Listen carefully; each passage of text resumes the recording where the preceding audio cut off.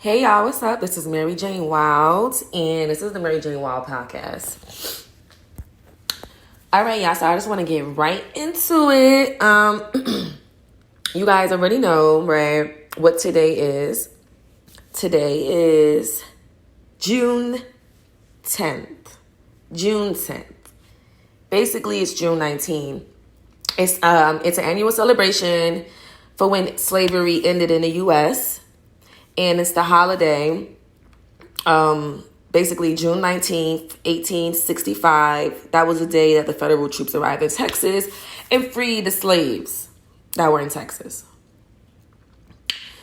But basically, in reality, they didn't free all the slaves. Some of the white people that were slave owners did have a chance to escape, well, taking their slaves with them with them, basically. Now, because the state was closely modified, with the Union troops, basically Texas, enslaving slavery, basically they continued for longer. But it ended in 1865, basically June 19th. So June 10th. How do you say that?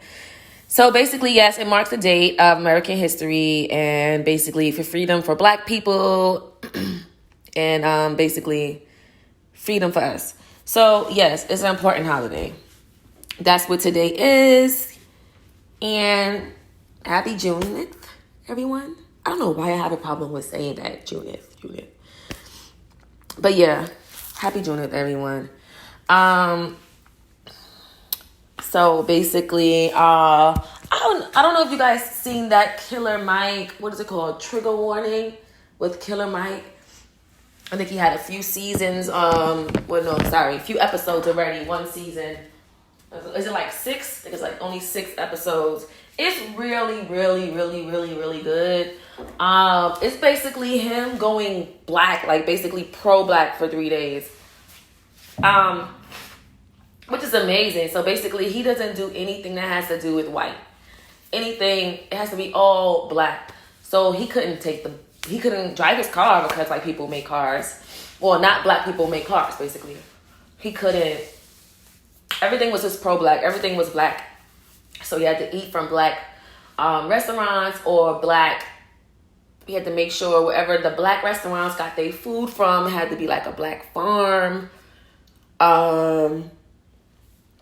He had to basically brush his teeth or just use black-owned toilet paper and use black-owned batteries. He even had to go use a black-owned phone, which they do have, which surprised the shit out of me. They have black-owned telephones. It was what was it? It was a site.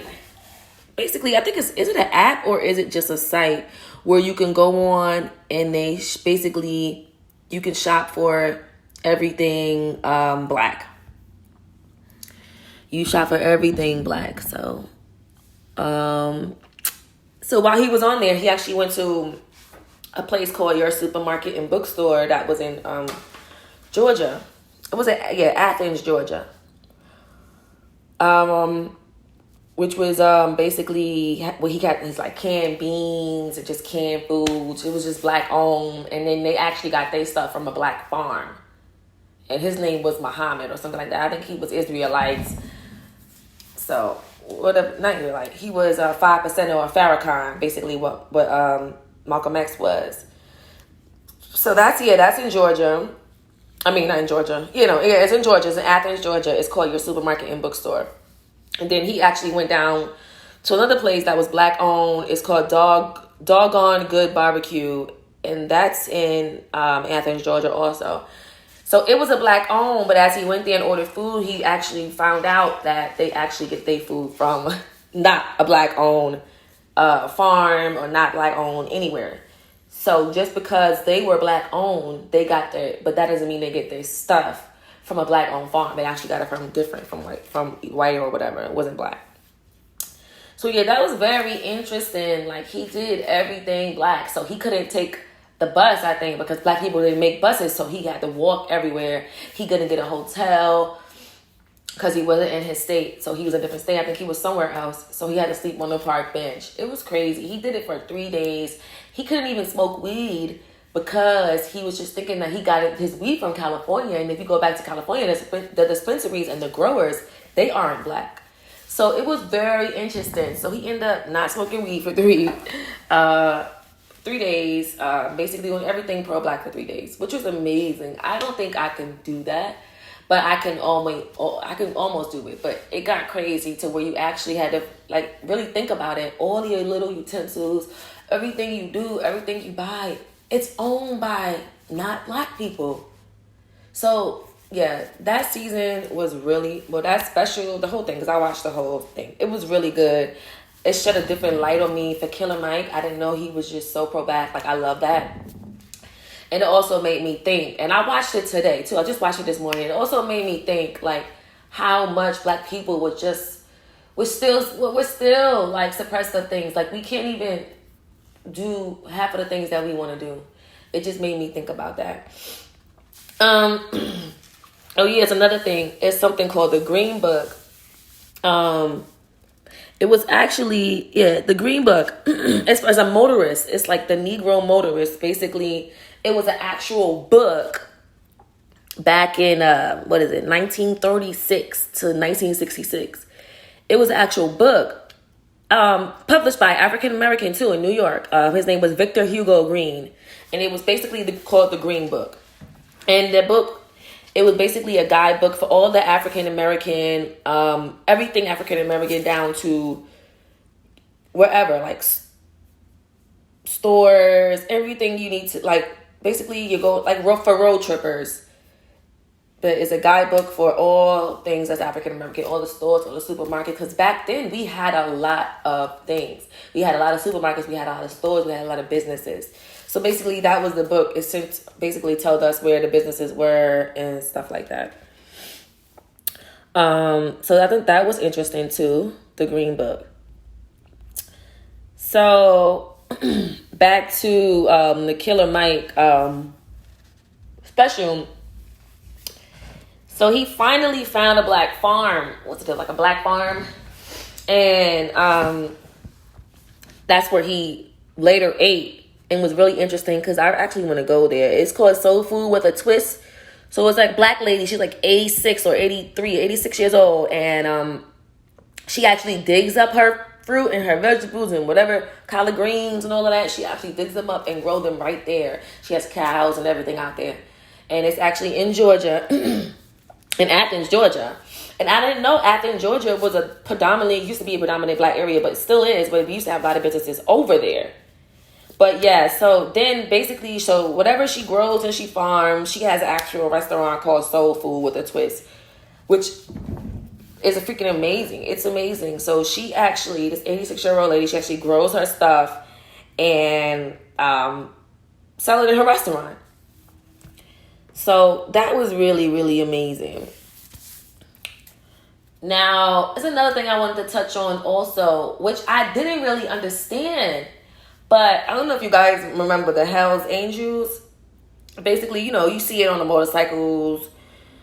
You see it on what is that called? The Ed Hardy. What's it? Not the Ed Hardy. What is it? The Harley.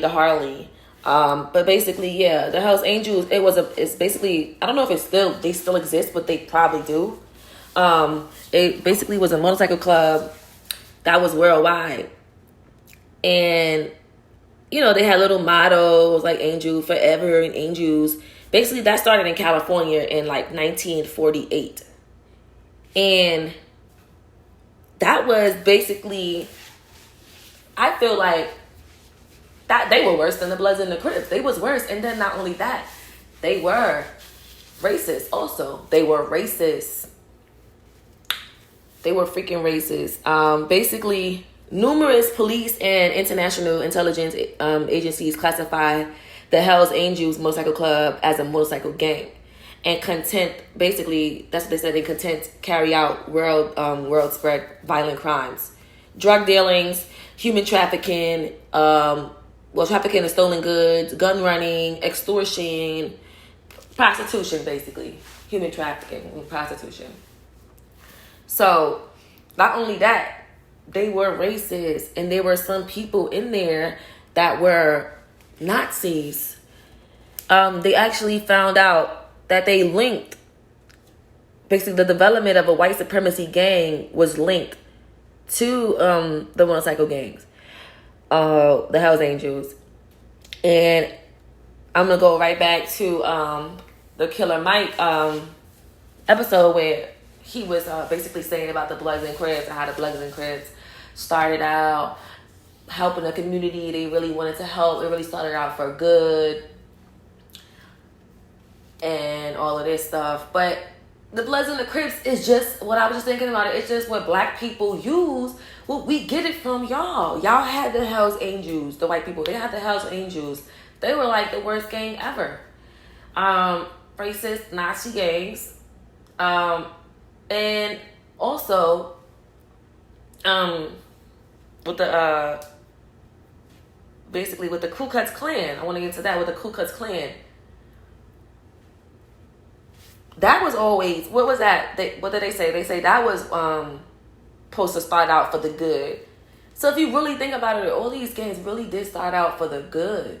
But the Ku Klux Klans, from what I know about that, they started out, it was kind of like the police, but back then, because we didn't have no police back then.